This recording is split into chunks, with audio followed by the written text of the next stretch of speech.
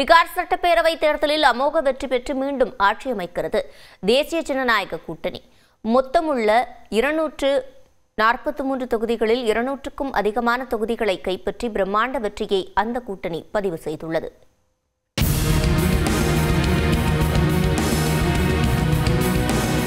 பீகார் சட்டப்பேரவை தேர்தலில் தேசிய ஜனநாயக கூட்டணியில் இருந்து பாஜக, ஐக்கிய ஜனதா தளம், லோக் ஜனசக்தி, ஹிந்துஸ்தானி அவாம் மோர்ச்சா, ராஷ்டிரிய லோக் மோர்ச்சா கட்சிகள் கைகோர்த்து போட்டியிட்டன.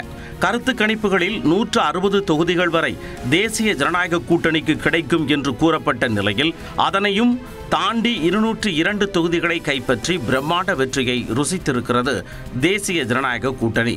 அதிலும் கடந்த 2020ஆம் ஆண்டு தேர்தலில் 74 தொகுதிகளில் வெற்றி பெற்றிருந்த பாஜக தற்பொழுது 101 தொகுதிகளில் போட்டியிட்டு 89 இடங்களில் தனது சாம்ராஜ்யத்தை பரப்பியிருக்கிறது. சென்ற தேர்தலில் நிதிஷ்குமாரின் ஐக்கிய ஜனதா தளத்திற்கு 43 தொகுதிகளை கிடைத்தன. ஆனால் இந்த தேர்தலில் 101 இடங்களில் போட்டியிட்டு 85 தொகுதிகளில் அந்த கட்சி வெற்றி கொடியை நாட்டியுள்ளது. இதேபோல லோக் ஜனசக்தி 19 இடங்களிலும், ஹிந்துஸ்தானி அவாம் மோர்ச்சா 5 தொகுதிகளிலும், ராஷ்டிரிய லோக் மோர்ச்சா 4 இடங்களிலும் வாகை சூடியுள்ளன. பீகார் தேர்தலில் மிக பெரும் பின்னடைவை சந்தித்து மோசமான தோல்வியை சந்தித்துள்ளது மகாகத்பந்தன் கூட்டணி. Rashtriya Janata Dal, Congress, CPI ML, CPI, CPM, Vikassheel Insaan, IIP கட்சிகள் ஒன்று சேர்ந்து போட்டியிட்ட நிலையில் இந்த கூட்டணிக்கு வெறும் 35 இடங்கள் மட்டுமே கிடைத்துள்ளன. 2020ஆம் ஆண்டு தேர்தலில் 75 இடங்களில் வெற்றி பெற்றிருந்த ராஷ்டிரிய ஜனதா தளம் கட்சி இந்த முறை 143 தொகுதிகளில் போட்டியிட்டு 25 இடங்களில் மட்டுமே வெற்றி பெற்றுள்ளது. கடந்த முறை தேர்தலில் 19 தொகுதிகளில் வென்றிருந்த காங்கிரஸ் கட்சி இந்த முறை 61 தொகுதிகளில் போட்டியிட்ட போதிலும் வெறும் 6 தொகுதிகளில் மட்டும் வென்று அதல பாதாளத்திற்கு சென்றுள்ளது. சிபிஐ-எம்எல் 2 தொகுதிகளிலும், ஐஐபி 1 தொகுதியிலும் வெற்றி பெற்றுள்ளது.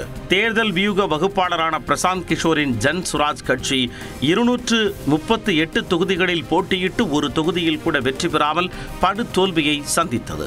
அதே சமயம் பீகார் சட்டப்பேரவை தேர்தலில் 5 தொகுதிகளை கைப்பற்றி ஐதராபாத் எம்பி அசாதுதீன் ஓவைசியின் ஏஐஎம்ஐஎம் கட்சி கவனம் ஈர்த்துள்ளது. பகுஜன் சமாஜ் கட்சி ஒரு இடத்தில் வெற்றி பெற்றுள்ளது.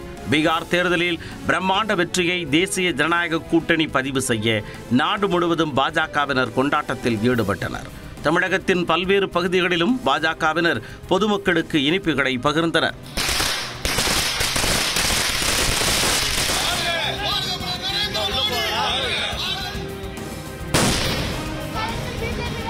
பீகாரில் மீண்டும் தேசிய ஜனநாயக கூட்டணி அரியணை ஏறும் நிலையில் பீகார் மக்களுக்கும் பிரதமர் மோடிக்கும் நன்றி தெரிவிப்பதாக ஐக்கிய ஜனதா தளம் கட்சி தலைவர் நிதிஷ்குமார் பதிவிட்டுள்ளார். பீகாரில் பிரம்மாண்ட வெற்றியை பதிவு செய்ததை தொடர்ந்து டெல்லி பாஜக தலைமை அலுவலகத்திற்கு வந்த பிரதமர் மோடிக்கு உற்சாக வரவேற்பு அளிக்கப்பட்டது.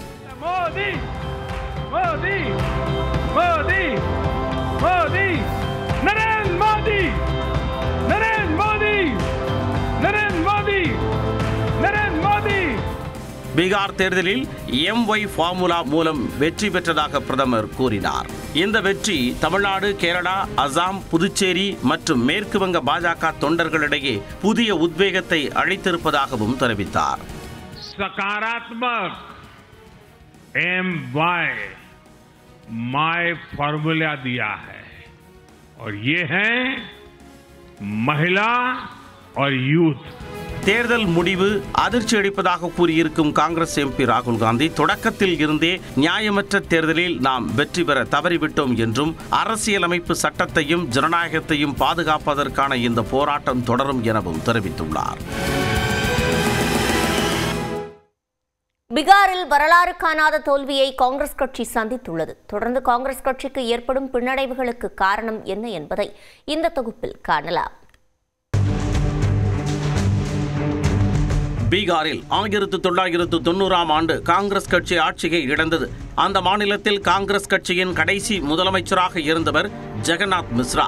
1990ஆம் ஆண்டு மார்ச் மாதம் நடைபெற்ற சட்டமன்ற தேர்தலில் லாலு பிரசாத் யாதவ் தலைமையிலான ராஷ்டிரிய ஜனதா தளம் வெற்றி பெற்று ஆட்சி அமைத்தது. அப்போதும் காங்கிரஸ் கட்சி வலுவாக இருந்தது. 2000ஆவது ஆண்டில் லாலு பிரசாத் யாதவின் ராஷ்டிரிய ஜனதா தள கட்சியுடன் முதல் முறையாக கூட்டணி அமைத்தது. அப்பொழுது முதல் அக்கட்சி அனைத்து தேர்தல்களிலும் ஒற்றை இலக்கை சதவிகித வாக்குகளையே பெற்று வருகிறது. வெற்றி பெறும் தொகுதிகளும் 30ஐ தாண்டவில்லை. மண்டல் கமிஷன் அமைக்கப்பட்ட பிறகு பீகாரில் வலுவான பிற்படுத்தப்பட்ட வகுப்பைச் சேர்ந்த எந்த தலைவரையும் காங்கிரஸ் உருவாக்கவில்லை. மேலும் காங்கிரஸ் மேலிடம் செய்யும் தவறுகளாலும் மாநில தலைவர்களுக்கு இடையேயான உட்கட்சி பூசலாலும் பீகாரில் சுமார் 35 ஆண்டுகளாக வீழ்ச்சியையே சந்தித்து வருகிறது. கடந்த சட்டப்பேரவைத் தேர்தலில் 70 தொகுதிகளில் போட்டியிட்டு 19இல் மட்டுமே வெற்றி பெற்றது. கடந்த தேர்தலில் மகாகத்பந்தன் கூட்டணி தோல்விக்கு காங்கிரஸ் கட்சிதான் காரணம் என பரவலாக பேசப்பட்டது. இந்த தேர்தலில் 61 தொகுதிகளில் போட்டியிட்டு 6 தொகுதிகளை மட்டுமே கைப்பற்றியுள்ளது. 2010ஆம் ஆண்டிற்கு பிறகு பீகாரில் காங்கிரஸ் கட்சி பெறும் மிகப்பெரிய தோல்வி இது. 2010ஆம் ஆண்டில் 243 தொகுதிகளிலும் தனித்து போட்டியிட்டு 4 இடங்களை மட்டுமே அக்கட்சி பிடித்தது. காங்கிரஸ் கட்சி பீகாரின் பிரச்சனைகளான வேலைவாய்ப்பின்மை, இடம்பெயர்வு மற்றும் ஆட்சிக்கு எதிரான அதிருப்தி ஆகியவற்றில் கவனம் செலுத்துவதை விட மத்திய அரசுக்கு எதிரான வாக்கு திருட்டு போன்ற தேசிய பிரச்சனைகளில் அதிக கவனம் செலுத்தியது. ராகுல் காந்தியின் வாக்காளர் உரிமை யாத்திரை போன்ற பரப்புரைகளுக்கு லட்சக்கணக்கான மக்கள் திரண்டாலும் இதனை உண்மையான வாக்குகளாக மாற்ற அக்கட்சிக்கு சக்தி வாய்ந்த களப்பணியாளர்கள் இல்லாமல் போய்விட்டது. இந்த தேசிய பிரச்சனைகள் பீகாரில் கிராமப்புற வாக்காளர்களிடம் எடுபடவில்லை என்று அரசியல் ஆதரவாளர்கள் கருதுகின்றனர். மேலும் மகாகத்பந்தன் கூட்டணி வெளிப்படையாக ஒற்றுமையை காட்டினாலும் வேட்பாளர் தேர்வின் போது கூட்டணி கட்சிகளிடையே இணக்கமின்மை நிலவியது. குறிப்பாக காங்கிரஸ் மற்றும் ஆர்ஜேடி என 2 கட்சிகளும் சில தொகுதிகளில் வேட்பாளர்களை களமிறக்கின. இது கூட்டணியின் வாக்குகளை பிரித்து ஒட்டுமொத்தமாக தேசிய ஜனநாயக கூட்டணியின் வெற்றிக்கு சாதகமாக அமைந்தது. காங்கிரஸ் கட்சிக்கு பீகாரில் ஒரு வலுவான மக்கள் செல்வாக்குள்ள மாநில தலைவர் இல்லாதது தொடர்ந்து பெரிய பலவீனமாகவே இருந்து வருகிறது. தேர்தலை வழிநடத்த ஒரு ஆற்றல் மிக்க முகம் இல்லாதது கட்சியின் வாக்கு சேகரிப்பு திறனை பெருமளவு குறைத்து வருகிறது. அடிமட்ட அளவில் கட்சியின் அமைப்பு சிதைந்து போய் உள்ளது. இதனால் தேர்தல் பரப்புரைகளை சரியான முறையில் கொண்டு செல்லவோ அல்லது வாக்காளர்களை பூத்துகளுக்கு அழைத்து வரவோ முடியவில்லை. சீமாஞ்சல் போன்ற இஸ்லாமியர்கள் அதிகம் வசிக்கும் பகுதிகளில் அசாதுதீன் ஓவைசியின் AIMIM கட்சி மீண்டும் வலுப்பெற்றுள்ளது. AIMIM கட்சி மகாகத்பந்தன் கூட்டணிக்கு வர விருப்பம் தெரிவித்த போதும் அதனை கூட்டணி நிராகரித்து விட்டது.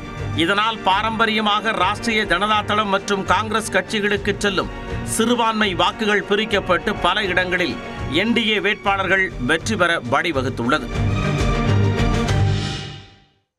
பீகாரின் நம்பிக்கை நட்சத்திரமாக பார்க்கப்பட்டு தேஜஸ்வியின் ராஷ்டிரிய ஜனதா தளம் கடுமையான பின்னடைவை சந்தித்துள்ளது. இந்த தோல்விக்கான காரணம் குறித்து இந்த தொகுப்பில் காணலாம்.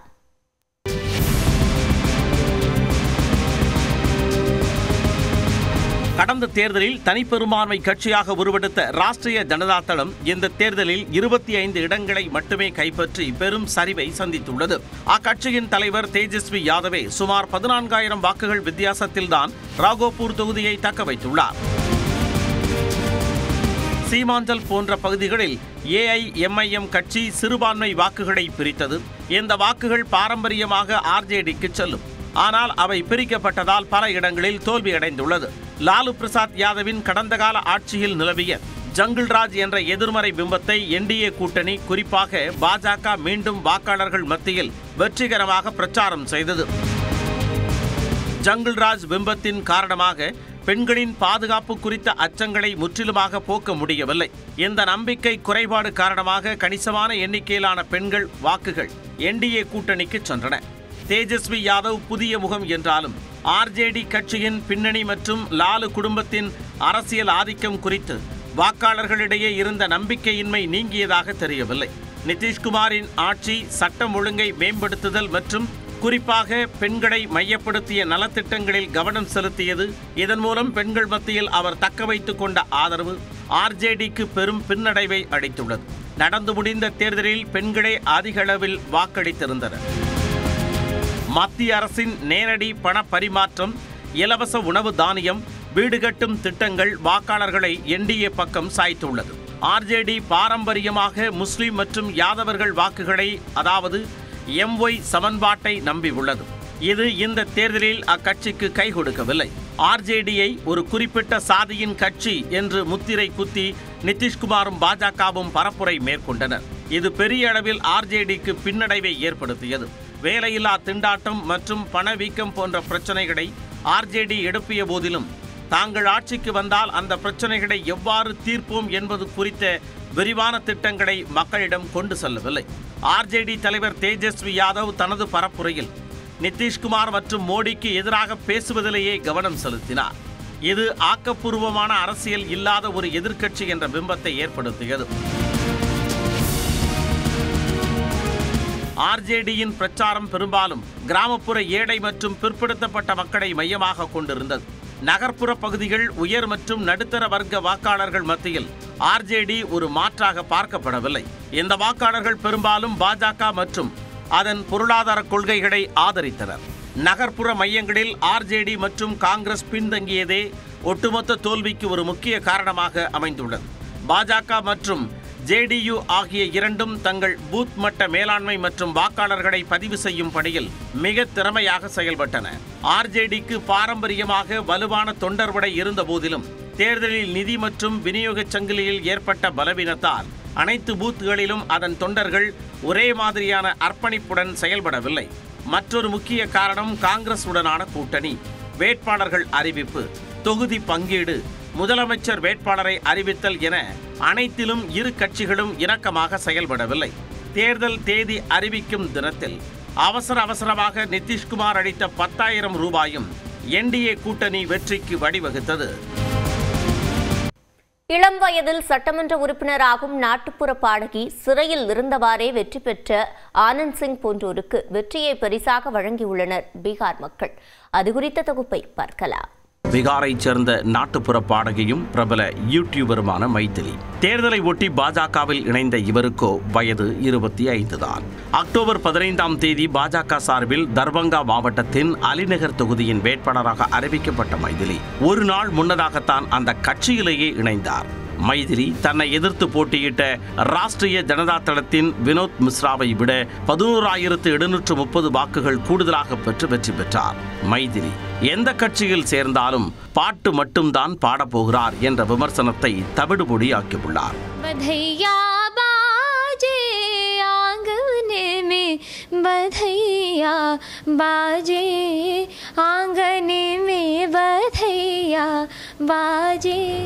இவர் கதை இப்படி இருக்க, பிரபல அரசியல் தலைவரான லாலு பிரசாத் யாதவின் மூத்த மகன் தேஜ் பிரதாப் யாதவோ அவர் போட்டியிட்ட மகுவா தொகுதியில் 3வது இடத்திற்கு தள்ளப்பட்டார்.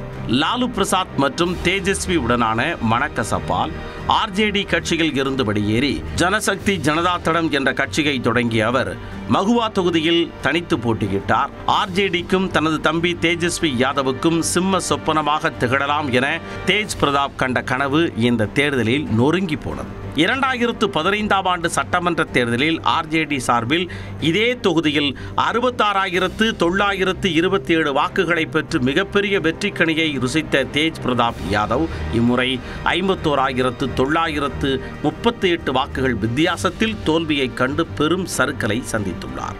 பாகுபலி, மோகாமா டான் என்ற புனை பெயர்களுடன் பலம் வரும் அனந்த்குமார் சிங் சிறையில் இருந்தவாறே பீகார் சட்டமன்ற தேர்தலில் அமோக வெற்றி பெற்று கவனம் ஈர்த்துள்ளார்.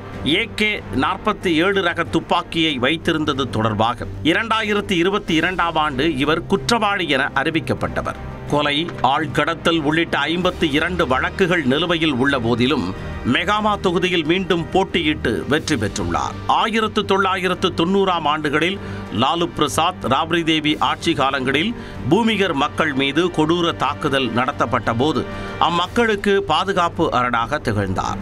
அதனை தற்பொழுது ஒவ்வொரு தேர்தல்களிலும் அறுவடை செய்து வருகிறார். ஜன் சுராஜ் கட்சி ஆதரவாளர் கொலை வழக்கில் கைது செய்யப்பட்டு தற்பொழுது சிறையில் இருக்கும் ஆனந்த்குமார் சிங் மோகமா தொகுதியில் 28,206 வாக்குகள் வித்தியாசத்தில் வெற்றியை பெற்றுள்ளார். போஜ்புரி நடிகரும் பாடகருமான கேசரி லால் என்கின்ற சத்ருகன் யாதவ் ராஷ்டிரிய ஜனதா தள வேட்பாளராக சாப்ரா தொகுதியில் போட்டியிட்டு தோல்வியை தழுவினார். 70க்கும் மேற்பட்ட திரைப்படங்களிலும் 1000க்கும் அதிகமான பாடல்களை பாடி திரை உலகிலும் ஜொலித்த இவர் தேர்தலில் ஜொலிக்கவில்லை. 7,600 வாக்குகள் வித்தியாசத்தில் பாரதிய ஜனதா கட்சியின் வேட்பாளர் சோட்டி குமாரியிடம் தோல்வியை தழுவினார். இதேபோன்று மற்றொரு பாடகரும் நடிகருமான ரித்தேஷ் பாண்டே கர்ககர் தொகுதியில் போட்டியிட்டு படு தோல்வி அடைந்து 4வது இடத்திற்கு தள்ளப்பட்டார். இவரது ஹலோ கவுன் பாடல் 2020ஆம் ஆண்டில் உலகளாவிய யூடியூப் மியூசிக் வீடியோக்கள் தரவரிசையில் முதலிடத்தை பிடித்தது குறிப்பிடத்தக்கது. தொடர்ந்து ஒரு நிமிட செய்திகளை பார்க்கலாம். தமிழ்நாட்டில் அதிமுக எதிர்க்கட்சியாக அல்ல உதிரி கட்சியாக கூட இருக்காது என முதலமைச்சர் ஸ்டாலின் ஆருடம் தெரிவித்துள்ளார். கொளத்தூர் சட்டப்பேரவை தொகுதியில் பல்வேறு முடிவுற்ற திட்டங்களை தொடங்கி வைத்த முதலமைச்சர் புதிய திட்டப் பணிகளுக்கு அடிக்கல் நாட்டினார்.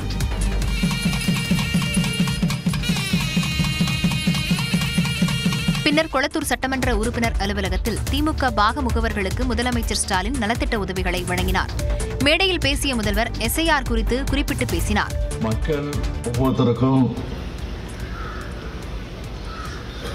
நாங்கள் இந்தியாவுடைய குடிமக்கள் தான் என்று நிரூபிக்க வேண்டிய ஒரு சூழ்நிலையில ஒரு கட்டாயத்தில் இன்றைக்கு இருந்து கொண்டிருக்கிறோம். காரணம் தேர்தல் ஆணையம் அப்படிப்பட்ட ஒரு பெரும் சுமையை நம் மீது சுமத்தி இருக்கிறது. தொடர்ந்து பேசிய அவர் கேரளாவில் ஆளுங்கட்சியோடு சேர்ந்து எதிர்க்கட்சியும் எஸ்ஐஆருக்கு எதிர்ப்பு தெரிவிப்பதாக குறிப்பிட்டு அதிமுகவை கடுமையாக சாடினார். ஆனா தமிழ்நாட்டில் ஒரு எதிர்க்கட்சி ஒன்று இருக்கு, அது எதிர்க்கட்சியாக இல்லை. இப்படியே போயிட்டு இருந்தா அவங்க எதிர்க்கட்சியாக மட்டும் உதிரி கட்சியாக கூட இருக்க முடியாத ஒரு சூழ்நிலை ஏற்படும். எஸ்ஐஆரை ஆதரித்து அதிமுக உச்சநீதிமன்றம் சென்றது வெட்கக்கேடானது எனவும் முதலமைச்சர் மு.க.ஸ்டாலின் விமர்சித்தார். அரசின் தலையீட்டால் தமிழ்நாட்டில் வாக்காளர் சிறப்பு தீவிர திருத்த பணிகளில் சுரக்கம் ஏற்பட்டுள்ளதாக அதிமுக பொதுச் செயலாளர் எடப்பாடி பழனிசாமி குற்றம் சாட்டியுள்ளார். சேலம் விமான நிலையத்தில் செய்தியாளர்களிடம் பேசிய அவர் எஸ்ஐஆர் பணிகள் முறையாக மேற்கொள்ளப்பட வேண்டும் என்றார். ஆனால் தமிழகத்தில் இந்த எஸ்ஐஆர் பணி பல்வேறு மாவட்டங்களிலும் சென்னை மாநகரம் பல்வேறு மாநகராட்சியிலும் சுணக்கமாக இருந்து கொண்டிருக்கின்றன. இதற்கு காரணம் அரசாங்கம் இதிலே தலையிடுகிறது. எஸ்ஐஆர் பணிகள் குறித்து திமுக உள்ளிட்ட இந்தியா கூட்டணி கட்சிகளின் குற்றச்சாட்டுகளை பீகார் மக்கள் ஏற்கவில்லை எனவும் அவர் குறிப்பிட்டார். இந்திய கூட்டணியைச் சேர்ந்தவர்கள் பீகார் தேர்தலுக்கு முன்பாக எவ்வளவு விமர்சனங்களை வைத்தார்கள். எஸ்ஐஆர் நடைபெறுகிறது ஒரு மோசடி என்றெல்லாம் குற்றம் சுமத்தினார்கள். உண்மையான வாக்காளர்கள் வாக்காளர் பட்டியலில் இடம்பெற வேண்டும் என்று மக்கள் விரும்புகின்றார்கள். தேசிய ஜனநாயக கூட்டணி மிகப்பெரிய வெற்றி பெற்று சரித்திர சாதனை படைத்திருக்கிறது என்றும் எடப்பாடி பழனிசாமி கூறினார். அரசியலுக்கு வந்தவுடன் முதல்வர் ஆவது எல்லாம் சினிமாவில் தான் முடியும், அரசியலில் முடியாது என தாவேகா தலைவர் விஜய் குறித்து நடிகை ரோஜா மறைமுகமாக விமர்சனம் செய்துள்ளார். 12 ஆண்டுகளுக்கு பிறகு மீண்டும் லெனின் பாண்டியன் திரைப்படத்தில் நடித்துள்ள ரோஜா அந்த படம் தொடர்பான செய்தியாளர் சந்திப்பில் பேசினார். அப்பொழுது அரசியல்வாதிகள் நடிக்கிறார்கள், நடிகர்கள் எல்லாம் அரசியல் செய்கிறார்கள் என்று கூறினார். வந்தவுடனே சிஎம் ஆயிடணும், வந்தவுடனே சைன் பண்ணோம்னா அது சினிமால முடியும், ரியல் லைஃப்ல முடியாது. பாலிடிக்ஸ்ல வந்தோன்னா இறங்கி உழைப்பாளி மாதிரி வேலை செய்யணும். சினிமா ஹீரோன்னா உங்களுக்கு தெரியும், அவங்க ஒரு கடவுள் மாதிரி ஒரு கிங் மாதிரி எல்லாருமே எல்லாம் அவங்களுக்கு அரேஞ்ச் பண்ணி வச்சு அவங்க உட்கார்ந்துட்டு அது அந்த பவரோ இல்லை அந்த பேரோ அது அவங்க என்ஜாய் பண்ணலாம். ஆனால் பாலிடிக்ஸ்ல அப்படி இல்லை. விஜய் நேரில் சென்றதால் தான் இந்த பிரச்சனை என்று திட்டுகிறார்கள், ஆனால் அதன் பிறகு நேரில் செல்லவில்லை என்றும் திட்டுகிறார்கள் என்று கூறினார். தமிழக அரசு பல திட்டங்களை கொண்டு வந்துள்ளது, திட்டங்களால் மட்டுமே மீண்டும் ஆட்சியை பிடிக்க முடியாது எனவும் தேர்தலுக்கு 2 மாதத்திற்கு முன்பு உள்ள அரசியல் சூழல்தான் தேர்தல் முடிவை முடிவு செய்யும் என்றும் நடிகை ரோஜா கூறினார். சென்னையில் ஆபரண தங்கம் விலை கிராமுக்கு 60 ரூபாய் குறைந்த நிலையில் மாலையில் மேலும் 100 ரூபாய் குறைந்தது.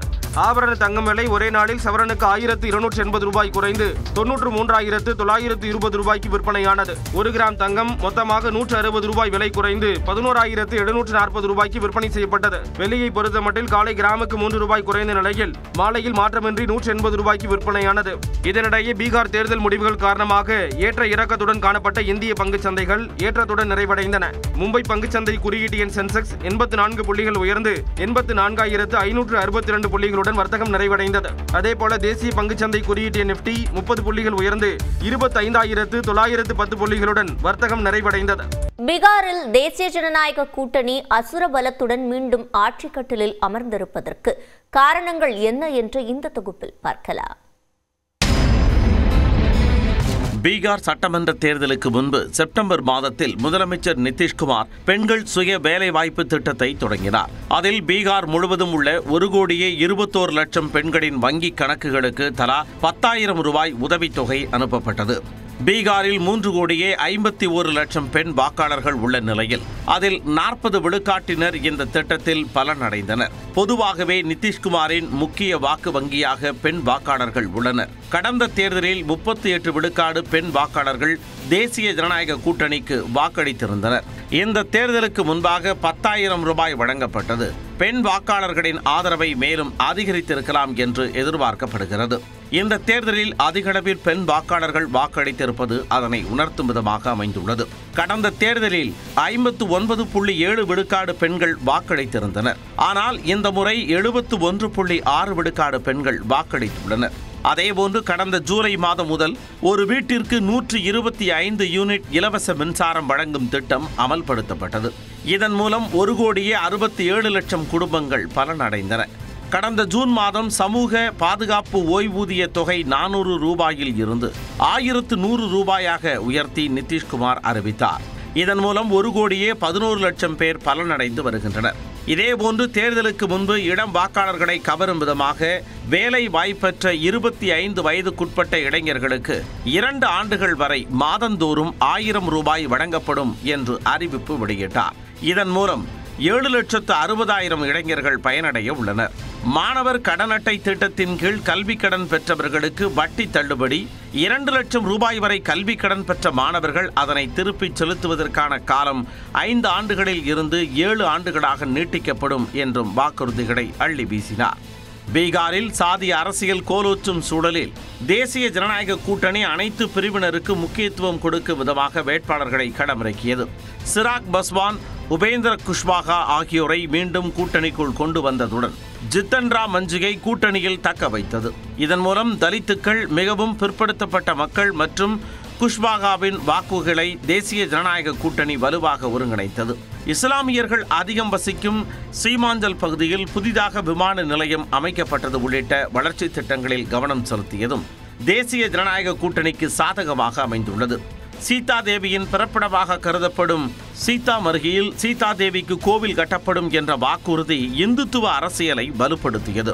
அக்டோபர் 24ஆம் தேதி முதல் கடந்த 8ஆம் தேதி வரையிலான 16 நாட்களில் 14 பொதுக்கூட்டங்களில் பிரதமர் மோடி பங்கேற்றார். இதன் மூலம் சம்ஸ்திபூர், பெகுசராய், முஜாபர்பூர், சப்ரா, அரா, சீதாமர்கி உள்ளிட்ட 100 தொகுதிகளில் தேசிய ஜனநாயக கூட்டணி வேட்பாளர்களை ஆதரித்து பரப்புரை மேற்கொண்டார். பிரசாந்த் கிஷோரின் ஜன்சுராஜ் கட்சி 238 தொகுதிகளில் போட்டியிட்ட போதும் பெரிய அளவில் தாக்கத்தை ஏற்படுத்தாததும் தேசிய ஜனநாயக கூட்டணியின் வெற்றிக்கு மற்றும் ஒரு காரணமாக அமைந்துள்ளது. தேஜஸ்வியை முதலமைச்சர் வேட்பாளராக அறிவிப்பதில் ஏற்பட்ட இழுபறி, ராஷ்டிரிய ஜனதா தளம் காங்கிரசின் மோசமான செயல்பாடுகளால் தான் மகாகத்பந்தன் கூட்டணியால் 50 இடங்களில் கூட வெற்றி பெற முடியவில்லை என்றும் கூறப்படுகிறது. காங்கிரஸ் மற்றும் ராஷ்டிரிய ஜனதா தளம் கட்சிகள் வாக்கு திருட்டு, நிதிஷ்குமாரின் உடல் நலனை குறித்து சந்தேகம் எழுப்புவதில் கவனம் செலுத்தின. ஆனால் மறுபக்கத்தில் நிதிஷ்குமார் 25 நாட்களில் 181 பொதுக்கூட்டங்களில் பங்கேற்றார். சராசரியாக ஒரு நாளில் 7 கூட்டங்களில் பங்கேற்று 8 மணி நேரம் வரை பரப்புரை செய்துள்ளார். நிதிஷ்குமார் ஆட்சியில் செயல்படுத்தப்பட்ட வளர்ச்சி திட்டங்கள், பெண்களுக்கான பல்வேறு திட்டங்கள், வேட்பாளர் தேர்வில் அனைத்து சாதியினருக்கும் போதிய முக்கியத்துவம் அளித்தது போன்றவை தேசிய ஜனநாயக கூட்டணிக்கு பெரும் வெற்றியை ஈட்டிக் கொடுத்துள்ளது.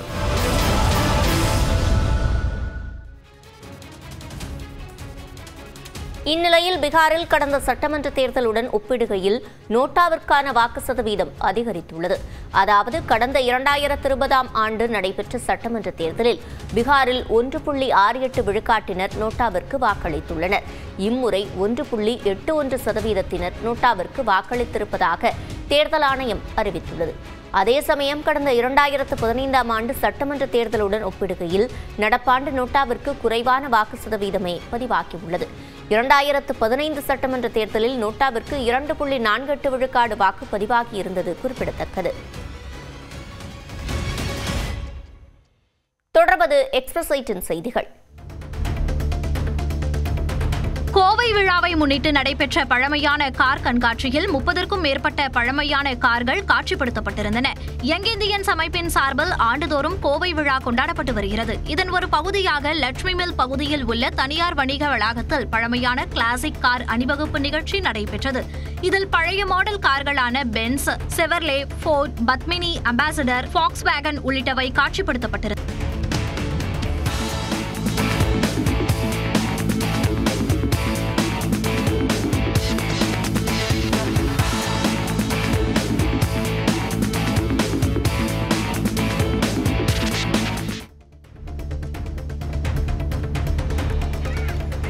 உதகை அரசு தாவரவியல் பூங்கா சாலையில் விதவிதமான சிறிய ரக கார்களில் மழலையர்கள் உலா வந்து வித்தியாசமான முறையில் குழந்தைகள் தினத்தை கொண்டாடினர். அப்போது சாலை விதிகளை மதிக்க வேண்டும், தலைக்கவசம் அணிய வேண்டும் என்பன போன்ற விழிப்புணர்வு நாடகமும் நடித்து காட்டினர். குழந்தைகளின் பேரணியை நீலகிரி மாவட்ட ஆட்சியர் லட்சுமி பவ்யா தண்ணீர் தொடங்கி வைத்து அவர்களின் நாடகத்தை கண்டு ரசித்தார். Helmet, over speeding, seat belt இந்த மாதிரி அவேர்னஸ் கிரியேட் பண்ணுவோம். டிராஃபிக் ரூல்ஸ் ஃபாலோ பண்ணுறதுக்காக இந்த பசங்க மூலமா நாங்கள் சொசைட்டிக்கு ஒரு மெசேஜ் கன்வே பண்ணுவோம்.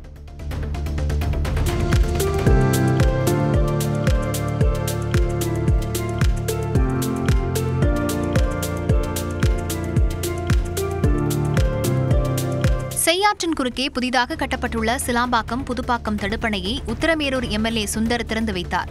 நபார்டு திட்டத்தின் கீழ் 35 கோடியே 21 லட்சம் ரூபாய் மதிப்பில் பணிகள் நிறைவு பெற்று தடுப்பணை திறக்கப்பட்டது.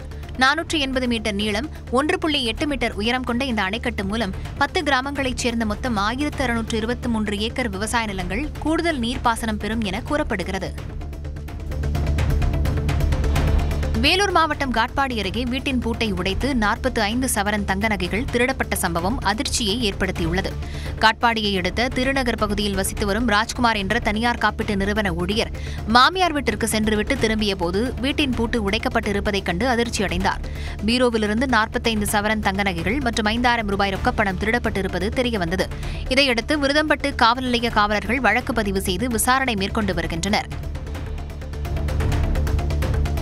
கோவை மேட்டுப்பாளையம் ரயில் நிலையத்தின் சுவர்களில் வரையப்பட்டுள்ள அழகான வண்ண வண்ண ஓவியங்கள் பொதுமக்களையும் சுற்றுலா பயணிகளையும் வெகுவாக கவர்ந்துள்ளது. மேட்டுப்பாளையம் ரயில் நிலையத்தில் அம்ரித் பாரத் திட்டத்தின் கீழ் 12 கோடி ரூபாய் மதிப்பில் மேம்பாட்டு பணிகள் தொடங்கி முடியும் தருவாயில் உள்ளது. இதனால் ரயில் நிலைய மேற்கூரை மாற்றப்பட்டு கண்கவரும் வண்ணம் தீட்டப்பட்டு புது பொலிவுடன் காட்சியளிக்கிறது. நடைபாதையில் கிரானைட் கற்களும் சுவர்களில் டைல்ஸ்களும் பதிக்கப்பட்டுள்ளன. மேலும் சுவர்களில் பல்வேறு இயற்கை காட்சிகளை கண்முன்னே கொண்டுவரும் ஓவியங்களும் வரையப்பட்டுள்ளன.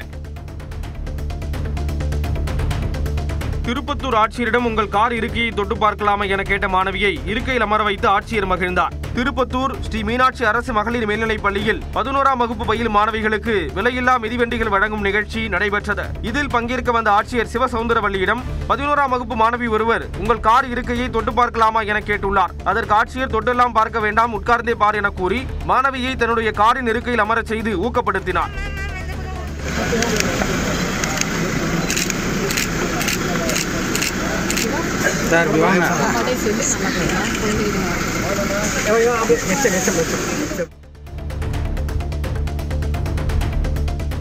தூத்துக்குடி மாவட்டம் திருச்செந்தூர் மற்றும் அதன் சுற்றுவட்டார பகுதிகளில் தொடர்ந்து 3 மணி நேரத்திற்கும் மேலாக கனமழை பெய்தது.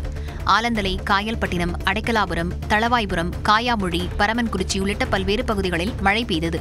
கனமழை காரணமாக திருச்செந்தூர் நகரின் பிரதான சாலைகளில் மழைநீர் தேங்கி குளம் போல் காட்சியளித்தது. பேருந்து நிலையம், சிவன் கோயில், சன்னதி தெரு உள்ளிட்ட பகுதிகளிலும் மழைநீர் தேங்கி நின்றது. இதனால் வாகன ஓட்டிகளும் பாதசாரிகளும் கடும் அவதிக்காளாகினர். திருப்பத்தூர் மாவட்டம் வாணியம்பாடி அருகே அரசு தொழிற்பயிற்சி கல்வி நிறுவனத்தில் மாணவர்கள் மைதானத்தை சுத்தம் செய்த சம்பவம் அதிர்ச்சியை ஏற்படுத்தியுள்ளது. வேப்பமரத்து சாலை பகுதியில் இயங்கி வரும் அரசு தொழிற்பயிற்சி கல்வி மையத்தில் மாணவர்களை ஆசிரியர்கள் நித்யானந்தம், ராமதாஸ் மற்றும் உடற்கல்வி ஆசிரியர் திருநாவுக்கரசு ஆகியோர் மைதானத்தை சுத்தம் செய்ய வைத்ததாக கூறப்படுகிறது. இந்நிலையில் மாணவர்கள் மைதானத்தை சுத்தம் செய்யும் வீடியோ வெளியாகி அதிர்ச்சியை ஏற்படுத்தியுள்ளது. திருச்சி மாவட்டம் துறையூர் அருகே காளிப்பட்டியில் நிதி நிறுவனம் நடத்தி 50 கோடி ரூபாய் வரை மோசடி செய்த நபரை உடனடியாக கைது செய்ய வலியுறுத்தி பொதுமக்கள் சாலை மறியலில் ஈடுபட்டனர். காளிப்பட்டியை சேர்ந்த அப்பாதுரை என்பவர் மாரியம்மன் சிட் ஃபண்ட்ஸ் என்ற பெயரில் 1 லட்சம் ரூபாய் முதல் 10 லட்சம் ரூபாய் வரை சீட் நடத்தி வந்தார். திடீரென வீடு, கடை என அனைத்தையும் மூடிவிட்டதுடன் செல்போனை அணைத்துவிட்டு தலைமறைவாகியுள்ளார். ஏமாற்றப்பட்டதை உணர்ந்த பொதுமக்கள் திருச்சி துறையூர் நெடுஞ்சாலையில் சாலை மறியலில் ஈடுபட்டனர். இதனால் 1 மணி நேரத்திற்கும் மேலாக போக்குவரத்து பாதிப்பு ஏற்பட்டது. சென்னை தண்டையார்பேட்டையில் எஸ்ஐஆர் படிவங்கள் விநியோகத்தில் முறைகேடு நடப்பதாக அதிமுக மாவட்ட செயலாளர் எழுப்பிய கேள்விக்கு அதிகாரிகள் பதிலளிக்காமல் தப்பி ஓடியதாக புகார் எழுந்துள்ளது. விநாயகபுரம் பகுதியில் வாக்குச்சாவடி நிலைய அலுவலர்கள் வீடு வீடாக சென்று சோதனை செய்யவில்லை என்று கூறப்படுகிறது. மாறாக மாநகராட்சி நடுநிலைப் பள்ளியில் அமர்ந்து கொண்டு அனைத்து விண்ணப்ப படிவங்களையும் வழங்கி சோதனை செய்தது போல ஸ்கேன் செய்து பதிவேற்றம் செய்துள்ளனர். இதுகுறித்து தகவல் அறிந்த அதிமுக வடசென்னை வடக்கு மாவட்ட செயலாளர் ராஜேஷ் நேரில் சென்று விசாரித்த போது எந்த பதிலும் அளிக்காமல் அதிகாரிகள் அங்கிருந்து கிளம்பியதாக சொல்லப்படுகிறது. கோவை மாவட்டம் மேட்டுப்பாளையம் அருகே இருசக்கர வாகனத்தின் மீது அரசு பேருந்து மோதியதில் ஒருவர் உயிரிழந்தார். பொகலூர் பகுதியைச் சேர்ந்த ஜெகதீஷ் தனியார் நிறுவனத்தில் பணியாற்றி வந்தார். இந்நிலையில் தனது இருசக்கர வாகனத்தில் மேட்டுப்பாளையம் சென்ற ஜெகதீஷ் மீண்டும் வீட்டிற்கு திரும்பிக் கொண்டிருந்தார். அப்போது அன்னூர் சாலையில் பொகலூர் அருகே வந்தபோது எதிரே வந்த அரசு பேருந்து அவர் மீது மோதியது. இதில் படுகாயமடைந்த ஜெகதீஷ் சம்பவ இடத்திலேயே உயிரிழந்தார்.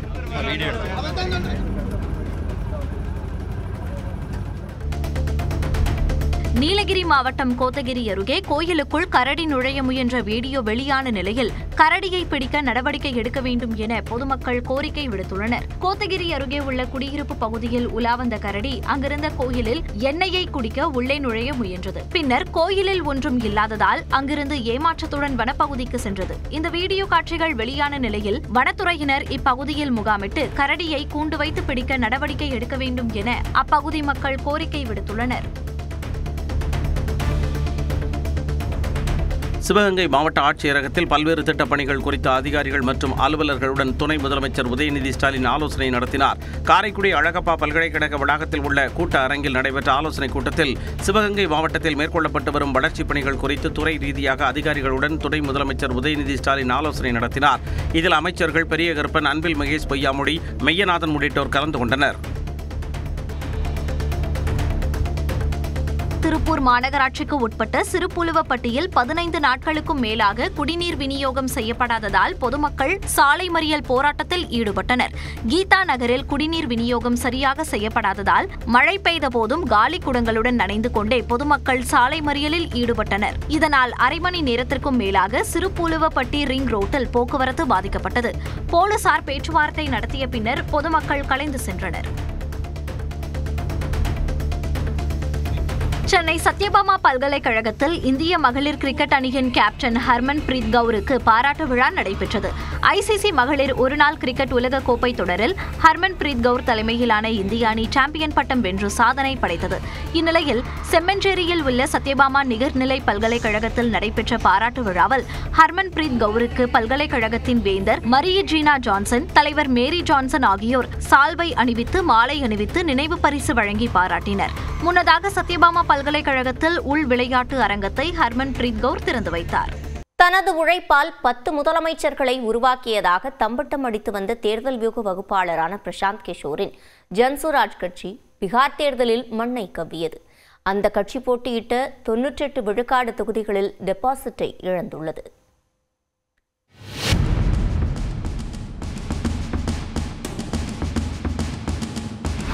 பீகார் மாநிலத்தைச் சேர்ந்த பிரபல தேர்தல் வியூக வகுப்பாளரான பிரசாந்த் கிஷோர் ஒரு கட்டத்தில் தேர்தல் வியூகம் வகுப்பதில் இருந்து விலகி ஜன் சுராஜ் என்ற அரசியல் கட்சியை தொடங்கினார்.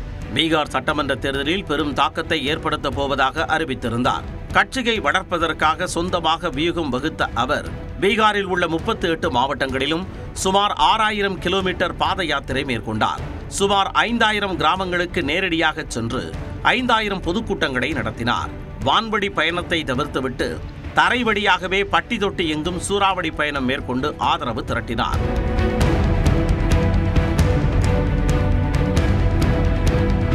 அரசியல் கட்சிகளுக்கு தேர்தல் வியூகம் வகுத்து கொடுத்ததற்காக ஊதியமாக பெற்ற தொகையில் 98 கோடி ரூபாயை தனது கட்சியின் தேர்தல் செலவுக்காக வாரி இறைத்தார். மென்பொறியாளர்கள், பத்திரிகையாளர்கள், சமூக செயற்பாட்டாளர்கள் என நிபுணத்துவம் பெற்ற 1300 பேர் கொண்ட குழுவை அமைத்து 38 மாவட்டங்களிலும் தேர்தல் பரப்புரையை திறம்பட ஒருங்கிணைத்தார். சென்ற இடமெல்லாம் மக்கள் ஆதரவு கிடைத்ததை பார்த்து உற்சாகமடைந்த பிரசாந்த் கிஷோர் பீகாரில் மொத்தமுள்ள 243 தொகுதிகளில் 238 தொகுதிகளுக்கு வேட்பாளர்களை அறிவித்தார்.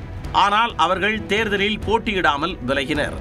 இந்த தேர்தலில் 150 தொகுதிகளுக்கு மேல் ஜன் சுராஜ் கட்சி வெற்றி பெறும் என்று நம்பிக்கை தெரிவித்த அவர் அதில் ஒரு தொகுதி குறைந்தாலும் அது தோல்வியாகவே கருதப்படும் என்று ஆவேசமாக கூறியிருந்தார். இந்த தேர்தலில் தேசிய ஜனநாயக கூட்டணிக்கும் ஜன் சுராஜ் கட்சிக்கும் இடையேதான் நேரடி போட்டி என்று திட்டவட்டமாக கூறி வந்தார். தேர்தல் கருத்து கணிப்புகளில் தேசிய ஜனநாயக கூட்டணி மீண்டும் வெற்றி பெறும் என்றும் ஜன் சுராஜ் கட்சி ஓரிரு இடங்களில் வெல்லக்கூடும் என்றும் கூறப்பட்ட நிலையில் இதுகுறித்து பிரசாந்த் கிஷோரிடம் கேட்டபோது ஐக்கிய ஜனதா தளம் 25 இடங்களுக்கு மேல் வென்றுவிட்டால் அரசியலை விட்டு விலகுவதாக தடாலடியாக அறிவித்தார். ஆனால் பீகார் சட்டப்பேரவை தேர்தல் முடிவுகள் கருத்து கணிப்பில் வெளிவந்தது போலவே அமைந்துவிட்டன. பிரசாந்த் கிஷோரின் ஜன்சுராஜ் கட்சிக்கு கருத்து கணிப்பில் கூறப்பட்ட ஓரிரு தொகுதியும் கிடைக்காமல் போய்விட்டது. கட்சியில் 1 கோடி உறுப்பினர்கள் இருப்பதாக பிரசாந்த் கிஷோர் கூறி வந்தார். இந்த தேர்தலில் அவரது கட்சியால் ஒட்டுமொத்தமாக 10 லட்சத்திற்கும் குறைவான வாக்குகளை மட்டுமே பெற முடிந்தது. அக்கட்சி போட்டியிட்ட 238 தொகுதிகளில் 98 விழுக்காடு, அதாவது 233 தொகுதிகளில் டெபாசிட் இழந்துள்ளது. ஒரு தொகுதியில் கூட 2வது அல்லது 3வது இடத்தை கூட பிடிக்க முடியாமல் மண்ணை கவ்வியது.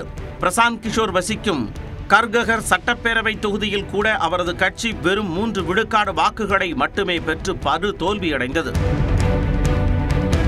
தேர்தல் வியூகங்களை வகுத்துக் கொடுப்பதில் கிங் மேக்கராக ஜொலித்த பிரசாந்த் கிஷோர் பாஜக, காங்கிரஸ், ஆம் ஆத்மி, ஒய்எஸ்ஆர் காங்கிரஸ், திரிணாமுல் காங்கிரஸ், திமுக உள்ளிட்ட கட்சிகளின் தேர்தல் வெற்றிக்கு வியூகம் வகுத்துக் கொடுத்தார். 2012ஆம் ஆண்டில் குஜராத் சட்டமன்ற தேர்தலில் நரேந்திர மோடிக்காக தேர்தல் வியூகம் வகுத்துக் கொடுத்து பிரபலமடைந்தார். அந்த தேர்தலில் நரேந்திர மோடியின் உரையை குஜராத்தில் உள்ள 26 நகரங்களில் 53 இடங்களில் ஒரே நேரத்தில் 3D ஹாலோகிராம் தொழில்நுட்பத்தில் ஒளிபரப்பு செய்து அசத்தினார். இதேபோன்று தமிழ்நாட்டில் கடந்த சட்டமன்ற தேர்தலில் திமுகவிற்காக தேர்தல் வியூகம் வகுத்துக் கொடுத்தார். தனது உழைப்பால் 10 முதலமைச்சர்களை உருவாக்கி இருப்பதாகவும் பீகார் மாநில வளர்ச்சியே தனது இலக்கு என்றும் கூறி தேர்தலை சந்தித்த பிரசாந்த் கிஷோருக்கு தேர்தல் முடிவு பெரும் பின்னடைவாக பார்க்கப்படுகிறது. கட்சியில் வலுவான அடிப்படை கட்டமைப்பு இல்லாதது, பிரபலம் இல்லாத வேட்பாளர்களை களமிறக்கியது போன்றவை பிரசாந்த் கிஷோரின் முயற்சிகளை வாக்குகளாக மாற்ற முடியாமல் போனதற்கு காரணம் என்று அரசியல் நிபுணர்கள் தெரிவிக்கின்றனர். தூய்மையான அரசியலை முன்னெடுப்பேன் என்ற முழக்கத்தை முன்வைத்த போதிலும் ஜன்சுராஜ் கட்சி சார்பில் போட்டியிட்ட வேட்பாளர்களில் 45 விழுக்காட்டினர் மீது கிரிமினல் வழக்குகள் நிலுவையில் இருப்பதாக விமர்சனங்கள் முன்வைக்கப்பட்டன.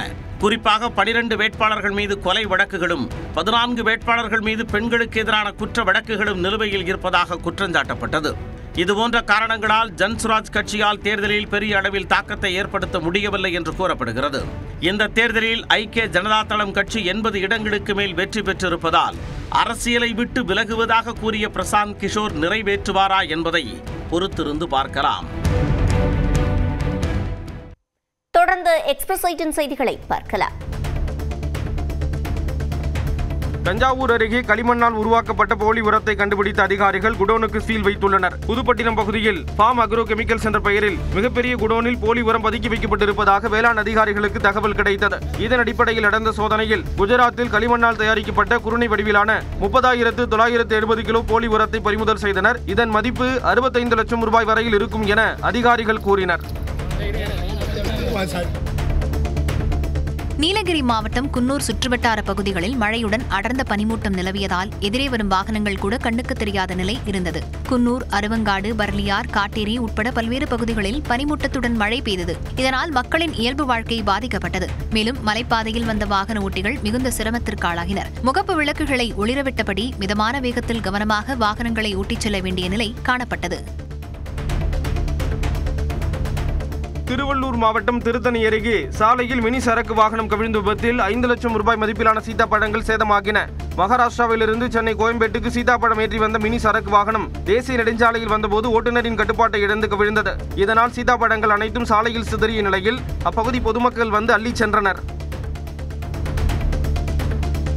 ஈரோட்டில் ஒருங்கிணைந்த ஜவுளி வளாகத்தில் உள்ள வியாபாரிகள் பல்வேறு கோரிக்கைகளை வலியுறுத்தி கடையடைப்பு மற்றும் காத்திருப்பு போராட்டத்தில் ஈடுபட்டனர். பன்னீர்செல்வம் பூங்கா பகுதியில் செயல்பட்டு வரும் ஒருங்கிணைந்த ஜவுளி வளாகத்தில் உள்ள கடைகளுக்கு போதுமான பாதுகாப்பு வசதிகளை ஏற்படுத்தி தர வேண்டும். வணிக வளாகத்தை சுற்றி எந்தவிதமான சாலையோர தற்காலிக கடைகளை நடத்த அனுமதிக்கக்கூடாது. வாடகை தொகையை குறைக்க வேண்டும். வாடிக்கையாளர்களிடம் வாகன நிறுத்தத்திற்கு கட்டணம் வசூலிக்கக்கூடாது என்பன உள்ளிட்ட கோரிக்கைகளை வலியுறுத்தி போராட்டம் நடந்தது. 280 கடைகள் அடைக்கப்பட்டிருந்ததுடன் 100க்கும் மேற்பட்ட வியாபாரிகள் காத்திருப்பு போராட்டத்தில் ஈடுபட்டனர்.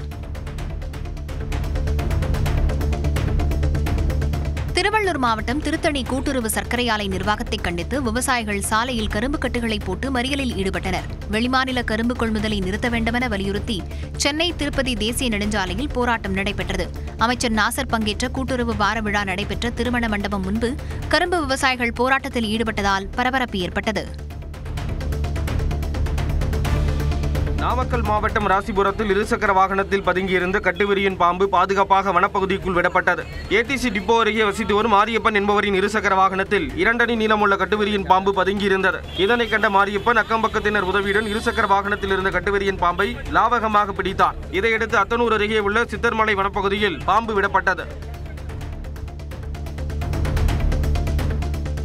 தென்காசியில் கட்டப்பட்டுள்ள புதிய மாவட்ட ஆட்சியர் அலுவலக கட்டடத்தை திறக்க உத்தரவிடக் கோரிய வழக்கில் பதில் மனு தாக்கல் செய்ய உயர்நீதிமன்ற மதுரை கிளை உத்தரவிட்டுள்ளது. 119 கோடி ரூபாயில் புதிதாக கட்டப்பட்ட தென்காசி மாவட்ட ஆட்சியர் அலுவலக கட்டடத்தை பொது பயன்பாட்டிற்காக திறக்க உத்தரவிட வேண்டும் என கோரி பொதுநல மனு தாக்கல் செய்யப்பட்டது. இதன் மீதான விசாரணையில் வருவாய் மற்றும் பேரிடர் மேலாண்மை துறை முதன்மைச் செயலாளர், தமிழ்நாடு மாநில அளவிலான சுற்றுச்சூழல் தாக்க மதிப்பீட்டு ஆணைய உறுப்பினர் செயலாளர் உள்ளிட்டோர் பதில் மனு தாக்கல் செய்ய நீதிமன்றம் உத்தரவிட்டுள்ளது. கோவை மாவட்ட ஆட்சியர் அலுவலகத்திற்கு 9வது முறையாக மின்னஞ்சல் மூலம் வெடிகுண்டு மிரட்டல் விடுக்கப்பட்டுள்ளது. ஏற்கனவே கடந்த சில மாதங்களில் 8 முறை மின்னஞ்சல் மூலமாக வெடிகுண்டு மிரட்டல் அனுப்பப்பட்டு காவல்துறையினர் சோதனையில் அது புரளி என தெரியவந்தது. இந்நிலையில் வெடிகுண்டு மிரட்டல் வந்ததை அடுத்து வெடிகுண்டு செயலிழப்பு பிரிவினர் தீவிர சோதனையில் ஈடுபட்டனர். மெட்டல் டிடெக்டர், மோப்பநாய் உதவியுடன் தீவிர சோதனையை மேற்கொண்டனர். சோதனையின் முடிவில் வெடிகுண்டு மிரட்டல் வெறும் புரளி என்பது தெரியவந்தது. செங்கல்பட்டு மாவட்டம் திருப்போரூர் அருகே இந்திய விமானப்படைக்கு சொந்தமான பயிற்சி விமானம் விழுந்து நொறுங்கிய சம்பவம் பரபரப்பை ஏற்படுத்தியது.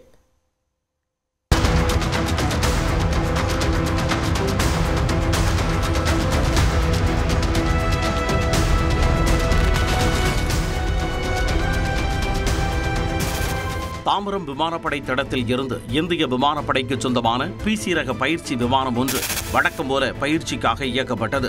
விமானி சுபன் என்பவர் பயிற்சியில் ஈடுபட்டிருந்தார். திருப்போரூர் பகுதியில் பறந்து கொண்டிருந்த போது திடீரென கட்டுப்பாட்டை இழந்த விமானம் அந்தரத்தில் தட்டு தடுமாறிய நிலையில் ஒரு கட்டத்தில் உப்பளம் பகுதியில் தரையில் விழுந்து நொறுங்கியது.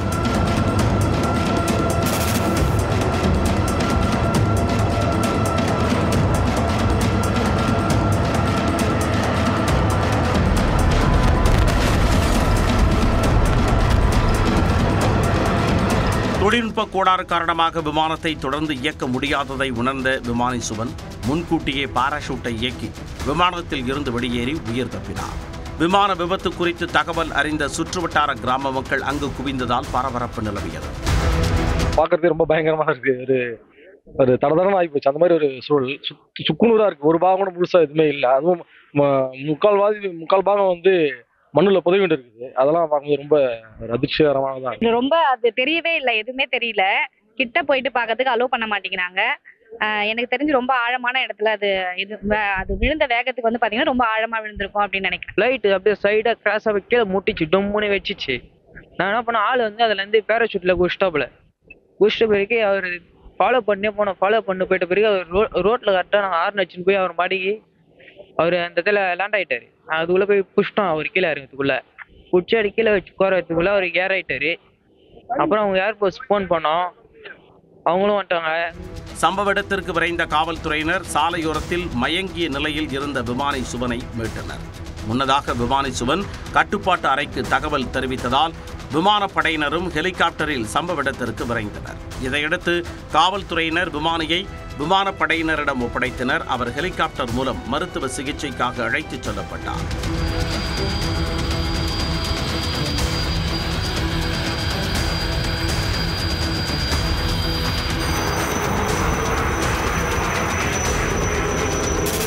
விபத்து நடந்த பகுதியில் இருந்து காவல்துறையினர் பொதுமக்களை வெளியேற்றிய நிலையில் தீயணைப்பு மீட்புத் துறையினர் மீட்புப் பணியில் ஈடுபட்டனர். மேலும் விமானப்படையினர் நொறுங்கிய விமான பாகங்களை சேகரித்து விசாரணையை மேற்கொண்டனர்.